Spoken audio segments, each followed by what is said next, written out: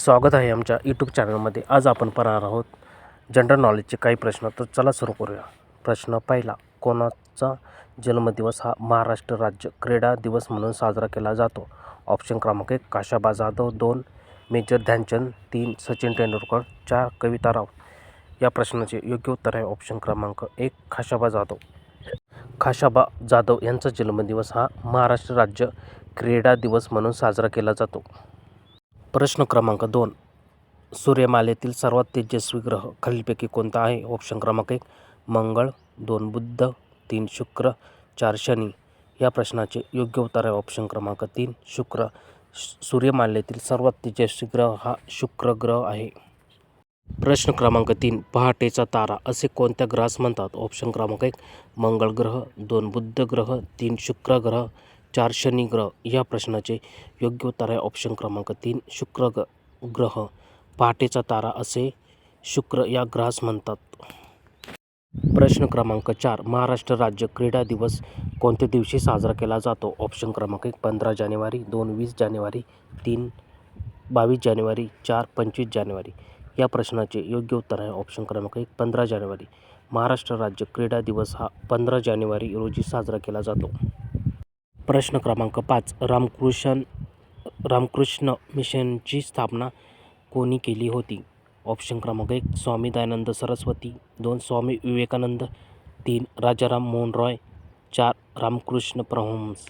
या प्रश्नाचे योग्य उत्तर आहे ऑप्शन क्रमांक 2 स्वामी विवेकानंद. रामकृष्ण मिशनची स्थापना ही स्वामी विवेकानंद यांनी केली होती. प्रश्न क्रमांक 6, खालीलपैकी कोणत्या जिल्ह्याची सीमा ही कर्नाटक या राज्याला लागलेली नाही? ऑप्शन क्रमांक 1 लातूर, 2 नांदेड, 3 सांगली, 4 सिंधुदुर्ग. या प्रश्नाचे योग्य उत्तर आहे ऑप्शन क्रमांक 4 सिंधुदुर्ग. सिंधुदुर्ग या जिल्ह्याची सीमा ही कर्नाटक या राज्याला लागलेली नाही. प्रश्न क्रमांक 7, भावार्थ दीपिका हा ग्रंथ खालीलपैकी कोणी लिहिला आहे? ऑप्शन क्रमांक 1 संत एकनाथ महाराज, 2 संत ज्ञानेश्वर महाराज, 3 संत नामदेव महाराज, 4 संत तुकाराम महाराज. या प्रश्नाचे योग्य उत्तर आहे ऑप्शन क्रमांक 2 संत ज्ञानेश्वर महाराज. भावार्थ दीपिका हा ग्रंथ संत ज्ञानेश्वर महाराजांनी लिहिला आहे. प्रश्न क्रमांक 8, नागपूर प्रशासकीय विभागामध्ये जिल्ह्यांची संख्या किती आहे? ऑप्शन क्रमांक 1 6, 2 7, 3 8, 4 5. या प्रश्नाचे योग्य उत्तर आहे ऑप्शन क्रमांक 1 6. नागपूर प्रशासकीय विभागामध्ये जिल्ह्यांची संख्या 6 इतकी आहे. प्रश्न क्रमांक 9, उरलं सुरलं हे साहित्य कोणत्या लेखकाचे आहे? ऑप्शन क्रमांक 1 वि वा शिरवाडकर, 2 शिवाजी सावंत, 3 पु ल देशपांडे, 4 नामदेव ढसाळ. या प्रश्नाचे योग्य उत्तर आहे ऑप्शन क्रमांक 3 पु ल देशपांडे. उरलं सुरलं हे साहित्य पु ल देशपांडे यांचे आहे. प्रश्न क्रमांक 10, खालीलपैकी कोणत्या लेखकाला साहित्य अकादमी पुरस्कार मिळालेला नाही? ऑप्शन क्रमांक 1 अनुराधा पाटील, 2 नंदा खरे, 3 अरुण खोपकर, 4 मिलिंद बोकील. या प्रश्नाचे योग्य उत्तर आहे ऑप्शन क्रमांक 4 मिलिंद बोकील. मिलिंद बोकील या लेखकाला साहित्य अकादमी पुरस्कार मिळालेला नाही. प्रश्न क्रमांक 11, गाविलगड डोंगर रांगेत उगम पावणारी खालीलपैकी कोणती नदी आहे? ऑप्शन क्रमांक 1 वेनगंगा नदी, 2 वर्धा नदी, 3 तापी नदी, 4 पूर्णा नदी. या प्रश्नाचे योग्य उत्तर आहे ऑप्शन क्रमांक 4 पूर्णा नदी. गाविलगड डोंगर रांगेत उगम पावणारी पूर्णा ही नदी आहे.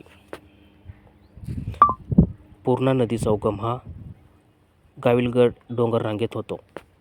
प्रश्न क्रमांक 12, पांडवनी हे प्रसिद्ध लोकनृत्य कोणत्या राज्याचे आहे? ऑप्शन क्रमांक 1 मध्य प्रदेश, 2 उत्तर प्रदेश, 3 छत्तीसगड, 4 ओडिसा. या प्रश्नाचे योग्य उत्तर आहे ऑप्शन क्रमांक 3 छत्तीसगड. पांडवनी हे प्रसिद्ध लोकनृत्य छत्तीसगड या राज्याचे आहे. प्रश्न क्रमांक 13, खालीलपैकी कोणत्या लेखकाला ज्ञानपीठ पुरस्कार मिळालेला आहे? ऑप्शन क्रमांक 1 भालचंद्र नेमाडे, 2 नंदा खरे, 3 लक्ष्मण माने, 4 रंगनाथ पठारे. या प्रश्नाचे योग्य उत्तर आहे ऑप्शन क्रमांक 1 भालचंद्र नेमाडे. भालचंद्र नेमाडे या लेखकाला ज्ञानपीठ पुरस्कार मिळालेला आहे. प्रश्न क्रमांक 14, बांधवगड राष्ट्रीय उद्यान कोणत्या राज्यामध्ये स्थित आहे? ऑप्शन क्रमांक 1 राजस्थान, 2 उत्तराखंड, 3 मध्य प्रदेश, 4 आसाम. या प्रश्नाचे योग्य उत्तर आहे ऑप्शन क्रमांक 3 मध्य प्रदेश. बांधवगड राष्ट्रीय उद्यान हे मध्य प्रदेश या राज्यामध्ये स्थित आहे. प्रश्न क्रमांक 15. 1907 साली सुरत येथे भरलेल्या भारतीय राष्ट्रीय काँग्रेसच्या अधिवेशनाचे अध्यक्ष कोण होते? ऑप्शन क्रमांक 1. पंडित जवाहरलाल नेहरू. 2. सरदार वल्लभभाई पटेल. 3. दादाभाई नौरोजी. 4. रासबिहारी घोष. या प्रश्नाचे योग्य उत्तर आहे ऑप्शन क्रमांक 4. रासबिहारी घोष.